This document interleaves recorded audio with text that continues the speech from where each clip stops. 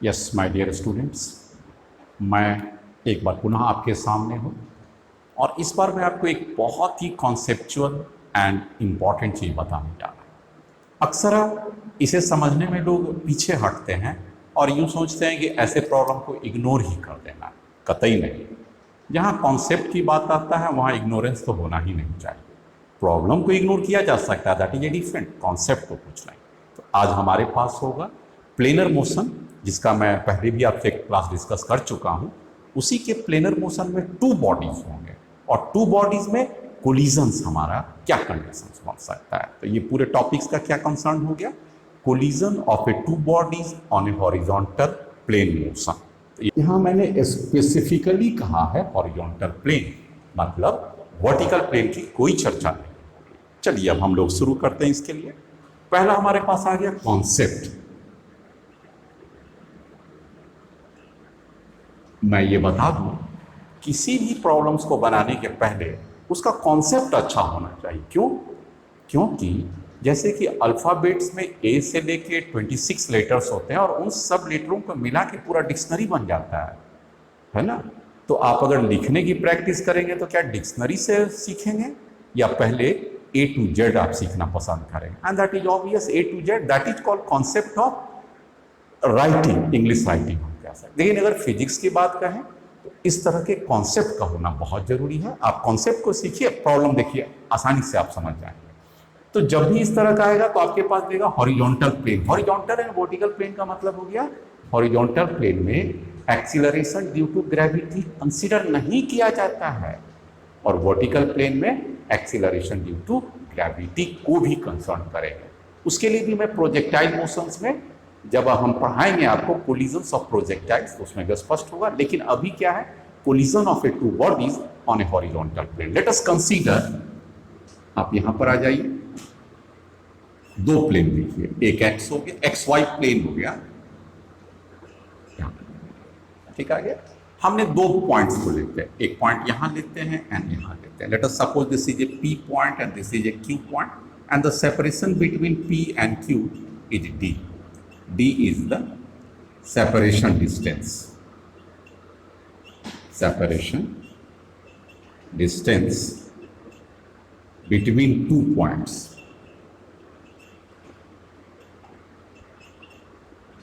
बेहतर आप समझिए। चलिए एक बॉल मान लीजिए, let us suppose this is A and B. तो ए एंड बी क्या है? A and B are two balls kept at P and Q respectively। ये बात आपने समझ लिया, P और Q पर। चलिए मैं एक देता हूं, इस बॉल को मैंने इस तरफ से फेंका। Let us consider this on a horizontal plane. इसका नाम दे दीजिए बॉल UA। और किस एंगल से फेंका? Let us suppose alpha. दूसरे बॉल को भी आप ले लीजिए, आप इस बॉल को ऐसे ले लीजिए। Let us suppose this ball I call theta. दूसरे बॉल को मैंने थीटा ले लिया। थीटा के बदला बेटर होगा आप बीटा लीजिए, अल्फा और बीटा थोड़ा सा सिस्टमैटिक वे में लगता हुआ। तो दो बॉल्स हो गए, एक अल्फा एंगल पर फेंक रहे हैं बीटा पर, और इस बॉल का नाम हमने क्या एंगल दे दिया? U B. What is a u B? Velocity of ball. तो यहाँ पर दो टर्म्स आ गए, एक आ गया what is a U A, U A आ गया initial velocity of ball A from P, और UB क्या आ गया? सेम चीज है ना, सेम चीज आप समझ रहे हैं। Initial velocity of ball B from Q position, making alpha and beta angles respectively। दोनों से एक दूसरे से अल्फा और बीटा एंगल बना दो। बेहतर। चलो अब आपके इसमें पूछता है कि यूए का कितना वेलोसिटी हो हमने पूछा, क्वेश्चन में क्या दिया हुआ है, यू बी मैं आपको सपोज कर दूं दे दूं, बीटा मैं आपको दे दूं, अल्फा मैं आपको बता दूं और यू ए पूछूं कि what is the u A. Question में क्या पूछा, what is u A for collision to take place, for collision to take place. इसके लिए क्या कंडीशंस होगा, आप अच्छी तरह से समझ लीजिए conditions.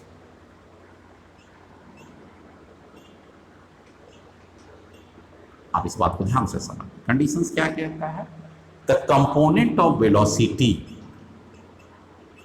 The components,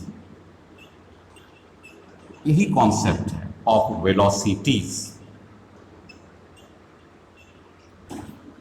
perpendicular to line joining their initial position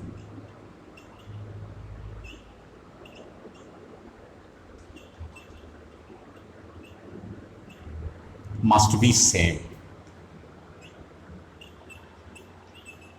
यही लाइन स्टार मार्क है, यही कॉन्सेप्ट है, इसी के अधीन सब है। तो क्या कहता है, इनिशियल लाइन ज्वाइनिंग क्या है, पी क्यू, इस पर जो कंपोनेंट्स ऑफ वेलोसिटी होंगे कोलिजन के लिए उन दोनों को बराबर होना पड़ेगा। तो अकॉर्डिंगली अगर इस बात को फॉलो अप किया जाए, ये अगर अल्फा है तो ये वाला क्या हो जाएगा वैल्यू 90 माइनस अल्फा, तो ये हो जाएगा यू ए कॉस अल्फा, और ये तो आप समझ गए क्या हो गया, यू ए साइन अल्फा। ठीक है, अब ये वेलोसिटी इस लाइन ज्वाइनिंग, इसको मैंने क्या दिया था, लाइन ज्वाइनिंग, इसके परपेंडिकुलर जो वेलोसिटी की कंपोनेंट आएगा उसको जरा सा नोट कर लीजिए। तो ये कंपोनेंट क्या आ जाएगा, यू बी, ये हो जाएगा कॉस बीटा, और ये क्या हो जाएगा, साइन बीटा। अब मैंने दिया the components of the velocity perpendicular to the line joining, तो ये एक कंपोनेंट हो गया, दूसरा कंपोनेंट ये हो गया, इसका नाम आप क्या दे सकते हैं, let us suppose u A Y आप दे दीजिए, वाई डायरेक्शन का हो गया, और इसका नाम क्या दे सकते हैं, यू वाई, इसका यू बी दे दीजिए, किस डायरेक्शन का हो गया, वाई डायरेक्शन। वाई किसका, लाइन ज्वाइनिंग के परपेंडिकुलर को वाई कहते हैं, दे मस्ट बी इक्वल। तो फॉर कोलिजन, चलिए बताइए कोलिजन के लिए क्या कंडीशन होगा, समझ, ये दोनों बराबर, क्या कंडीशंस हो गया, यू ए साइन अल्फा ये वाला must be equal to u B sine beta. चलिए बेहतर, इसीलिए आपसे अगर यू ए पूछा तो कितना हो गया, this u A must be equal to u B sine beta divided by sine alpha, ये आपका आंसर आ गया। तो ये कंडीशंस हो गया कोलिजन्स के लिए। अब इसमें एक बात और भी पूछेगा, ये पहला पॉइंट हो गया, दूसरा पूछेगा time of collision, time of collision, and let us suppose this I call T. तो टी कितना होगा, अब यहां एक थोड़ी है, दो दो वेलोसिटी है, तो अब किस दिशा में इसको जाता हुआ होगा, अगर बी को ऑब्जर्वर माना जाएगा, जो दूर वाला रहे उसको ऑब्जर्वर मान लीजिए, तो वो बॉल हमेशा, हालांकि बी भी आगे मूव करेगा, लेकिन इस बॉल को वो किधर आता दिखाई देगा, एलोंग द लाइन ज्वाइनिंग। इसके लिए क्या करना पड़ेगा, consider B frame. B frame का मतलब क्या हो गया, B as observer and B observes the ball A coming along line joining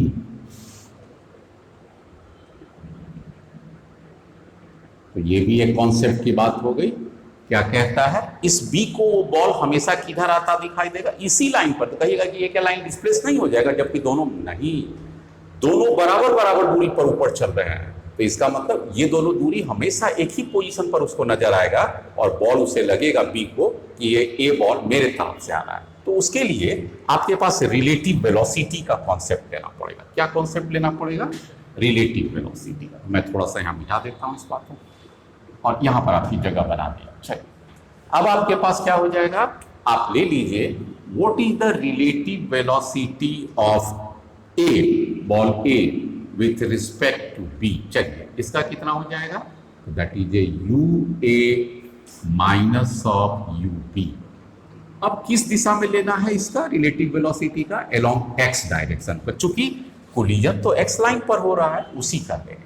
ना व्हाट इज ए यू ए, आ जाइए यू ए का मैंने लिखा था यहाँ पर यू ए साइन अल्फा हो जाएगा, तो बच्चे ये क्या हो जाएगा एक्स डायरेक्शन में यू ए कॉस अल्फा। तो इसे ले लीजिए एक value you A cos alpha. चलिए, साइन क्या लेंगे? ये इसकी कंपोनेंट्स लेंगे, तो ये किस दिशा में जा रहा है? उस दिशा में, दैट मस्ट बी पॉजिटिव। ये फॉर्मूला का साइन है माइनस, इसका कंपोनेंट भी इधर लेंगे, दैट इज ए पॉजिटिव। तो यू बी कॉस बीटा। तो रिलेटिव वेलोसिटी आ गया, दोनों का किस डायरेक्शन में आ गया? एक्स डायरेक्शन में आ गया। Now what is the time of collision?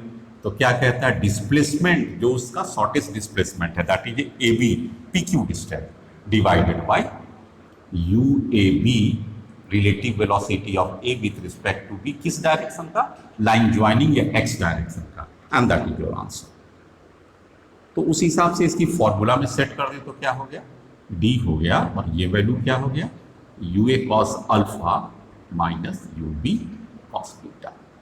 तो एक बहुत बड़ा कॉन्सेप्ट आपके सामने आ गया। प्रॉब्लम की तो कोई वैल्यू ही नहीं होता फिजिक्स में। बार बार आप कॉन्सेप्ट को रिवीजन कीजिए और एक बार सिर्फ प्रॉब्लम को बनाइए। तो वो जो एक बार बनाइएगा, अभी मैं आपके सामने करता हूँ।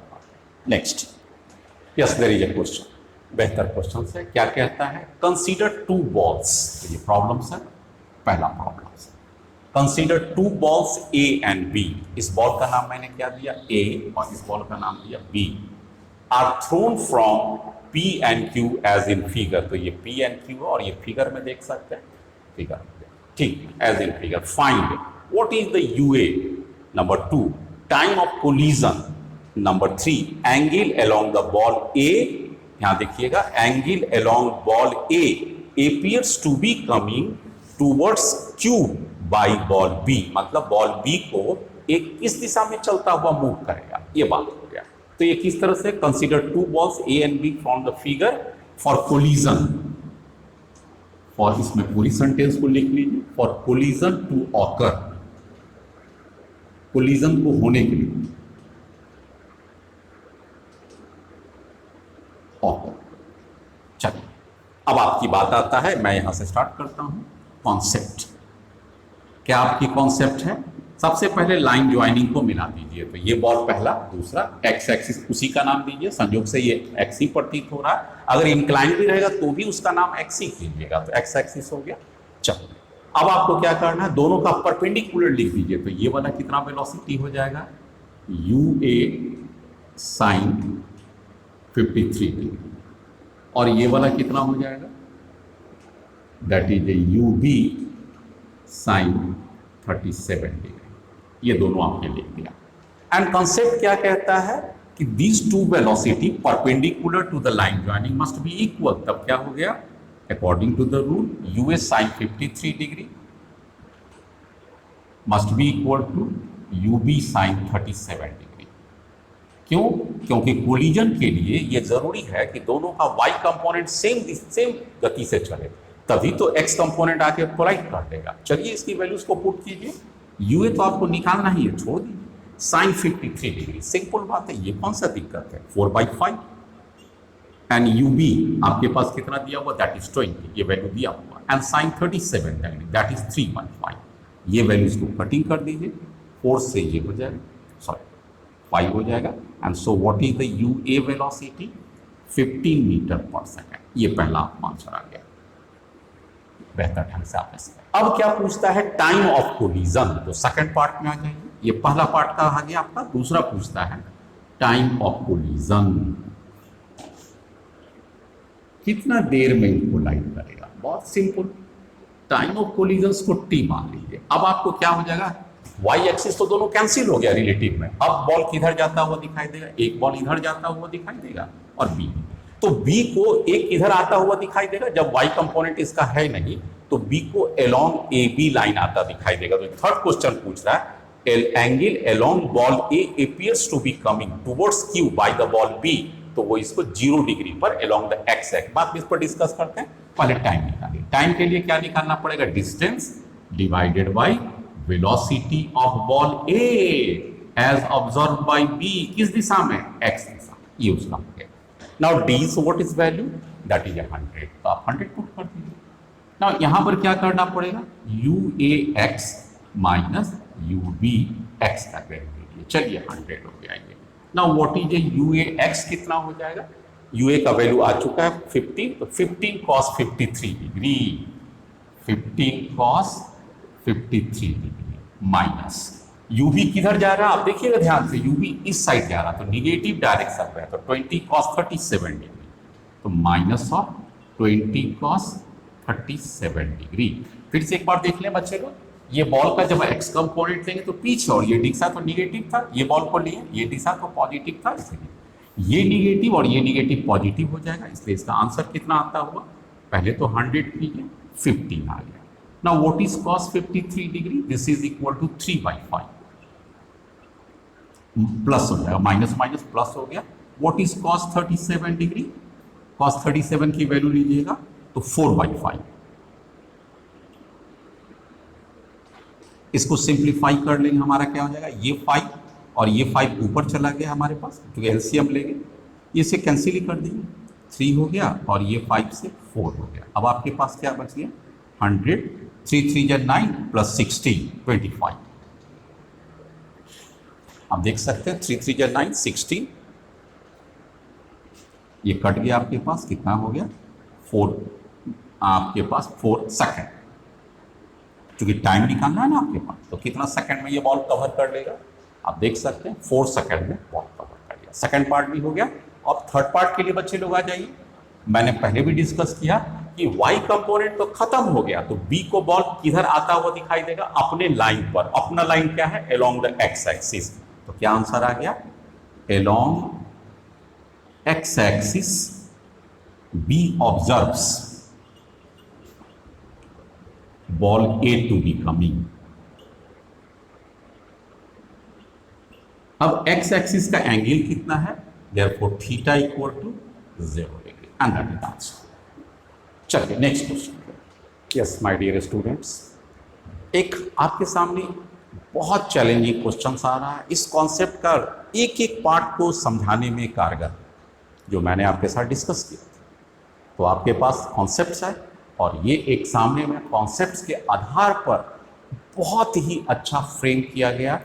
उस समय का क्वेश्चंस है जब आईआईटीज में ओनली 5 क्वेश्चंस किया जाता था, मतलब काफ़ी पहले की बात है। ये क्वेश्चंस कब की है, आईआईटी जेईई 2002 की बात है, मतलब आज से 18 साल पहले आईआईटीज के लेवल के क्वेश्चन कुछ और ही हुआ करते थे, और इसे सॉल्व करने में आपको कम से कम हाफ एन आवर का समय भी दिया जाता था। चलिए, वैसे क्वेश्चंस के सामने में क्या कहता है, कहता है on a frictionless horizontal surface assume to be XY plane. तो ये हॉरिजॉन्टल प्लेन ले रहा है, चूंकि XY प्लेन दे रहा है। Small trolley A is moving along the Y axis, तो एक ट्रॉली है moving along the Y axis, तो what is the Y, we call this to be the Y and this to be the X axis। Okay, यहाँ पर आपका हो गया Y axis with a velocity, trolley का कितना दिया हुआ, √3 - 1 metre per second at a particular instant, किसी खास समय में, when OA line makes an angle of 45 degree. इसको आप ले लीजिए OA लाइन, ये A पॉइंट हो गया, ये O हो गया। बॉल B के लिए यहाँ पर मैंने सीखा, ये बॉल B है। OA line makes an angle of 45 degree, तो जिस समय ट्रॉली और बॉल के बीच में एंगल 45 बन रहा है, मतलब इनिशियल पोजीशंस हो गया। With X axis a ball is thrown along the surface, मतलब हॉरिजॉन्टल सरफेस पर एक बॉल को फेंका गया, that is from O point पर। तो let us suppose this time t equal to 0, और यहां से एक बॉल को फेंका गया and it hits the trolley. आप देख सकते हैं, कहता है कि कोलिजन हुआ, इट हिट्स द ट्रॉली।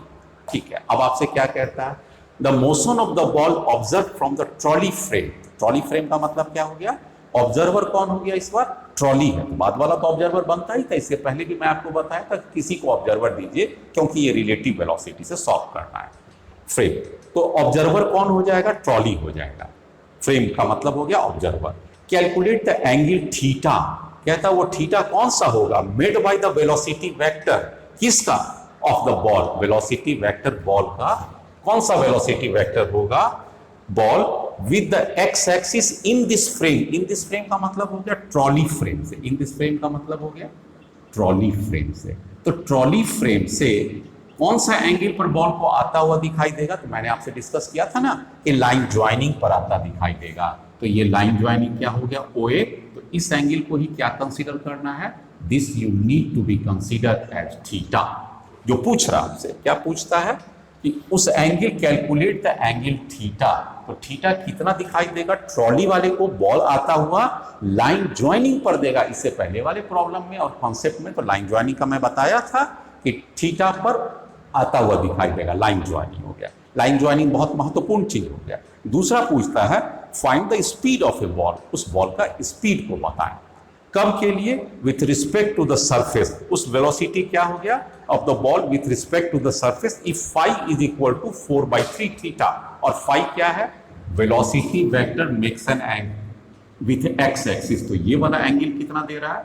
ये वेलोसिटी वेक्टर को ले लीजिए, तो ये वाला एंगल कितना हो गया आपके पास? फाई हो गया। और ये फाई कितना देता है? 4/3 थीटा। तो आपको बहुत सारी चीज स्पष्ट आ गया होगा।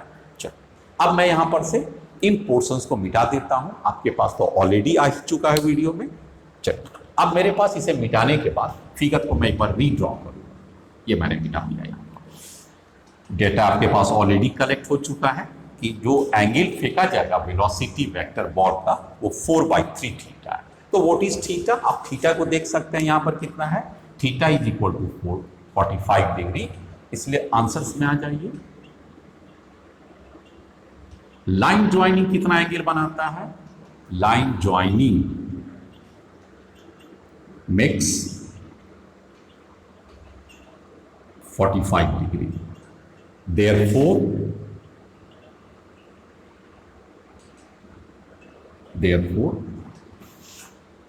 ट्रॉली ऑब्जर्व्स, ट्रॉली मतलब फ्रेम,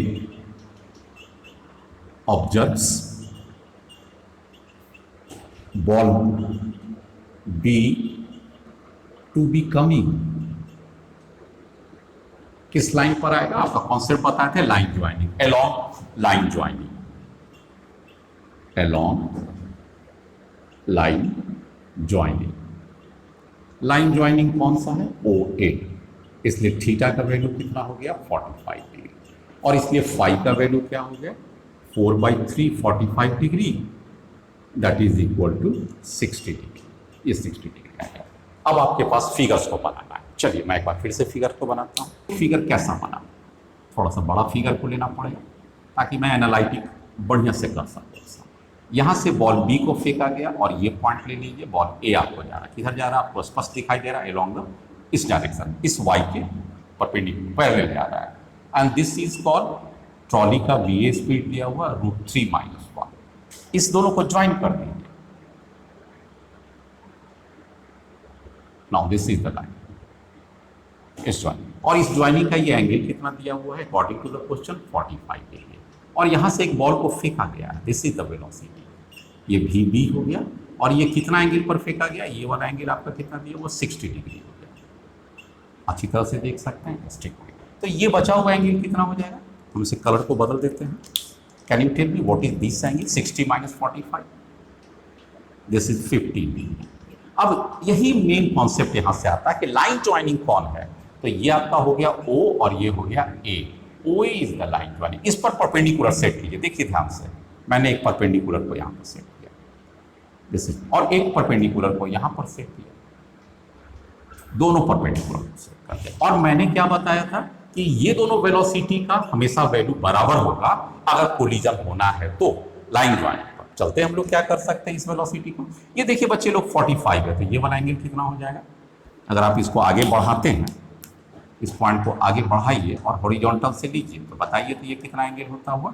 ये 45 है। ऑब्वियसली ये क्या हो गया? 45 डिग्री। तो ये भी एंगल क्या होगा? क्योंकि दोनों 90 डिग्री है, ये 45 डिग्री हो गया। इसलिए ये भी एंगल क्या हो गया 45 डिग्री, क्योंकि ऑब्वियसली ये 45 डिग्री है। यहाँ से देखिए ये 45, लाइन एक्सटेंडेड 45, ये दोनों 90 डिग्री है, क्योंकि ये एक्स एक्सिस और ये वाई एक्सिस है, ये 45 ये 45, और लाइन ज्वाइनिंग पर ये परपेंडिकुलर सेट है, इसलिए ये 45 हो गया। और ये हमारा वी बी कितना हो जाएगा, ये सॉरी वी ए, इसकी वैल्यू कितना हो जाएगा, वी ए इस दिशा में जा रहा है, अगर इसकी कंपोनेंट इधर लेंगे तो वी ए कॉस 45 डिग्री।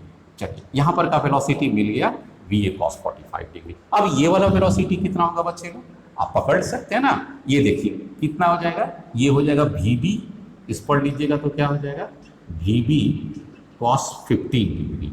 तो इस पर कितना हो जाएगा, ठीक इसके ऊपर परपेंडिकुलर है, ये देखिए इसका एक कंपोनेंट ये हो गया और लाइन ज्वाइनिंग परपेंडिकुलर है, यहाँ पर पकड़ रहे हैं ना इस बात को, तो ये क्या हो जाएगा वी बी साइन 15 डिग्री, बस यही बात हो गया। तो कॉन्सेप्ट क्या हो गया कि लाइन ज्वाइनिंग पर परपेंडिकुलर सेट कर दीजिए और वो दोनों परपेंडिकुलर इक्वल होगा तो सटाक से जाके कोलिजन हो जाएगा अलोंग द एक्स एक्सिस। तो यहाँ पर वास्तविक एक्स एक्सिस कौन हो गया, इस लाइन पर कोलिजन होगा, इस लाइन पर हम लोग कोलिजन कहेंगे, तो वास्तविक में वाई डैश ये हो गया और एक्स डैश हमारा ये हो गया। तो लाइन ज्वाइनिंग हमेशा एक्स एक्सिस होता है और उसके परपेंडिकुलर वाई एक्सिस। तो हमने यहाँ पर क्या ले लिया वी बी वाई डैश ले लिया और यहाँ पर क्या ले लिया वी ए वाई डैश ले लिया, ये दोनों, और ये दोनों को बराबर होना पड़ेगा फॉर कोलिजन्स। तो for collisions to occur velocity V B sign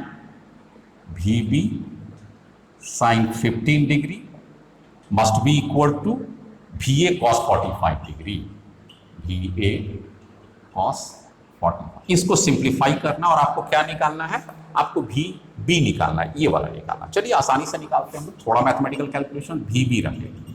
sign 45 को आप ऐसे लिखिए, साइन 15 डिग्री की वैल्यूज हमें नहीं अगर पता है तो आप ऐसे लिख सकते हैं 45 माइनस 30 डिग्री और उस साइड आ जाए। वी ए का वैल्यू कितना दिया हुआ √3 माइनस 1 और cos 45 का वैल्यू 1/√3, इसको सिंप्लीफाई कीजिए। अब ये क्या हो जाएगा वी बी यहाँ पर आ जाएगा sine A minus sine B, तो sine A into cos B, sine A का मतलब √45 1/√2, sine A into cos B का वैल्यू कितना हो जाएगा √3/2 minus cos A 1/√2, sine A into cos B minus cos A into sine B का मतलब 1/2 and this must be equal to √3 minus 1/√2। यहाँ पर ये √2 कैंसिल हो जाएगा, ये √2 और ये √2 कॉमन लेंगे तो कैंसिल हो जाएगा।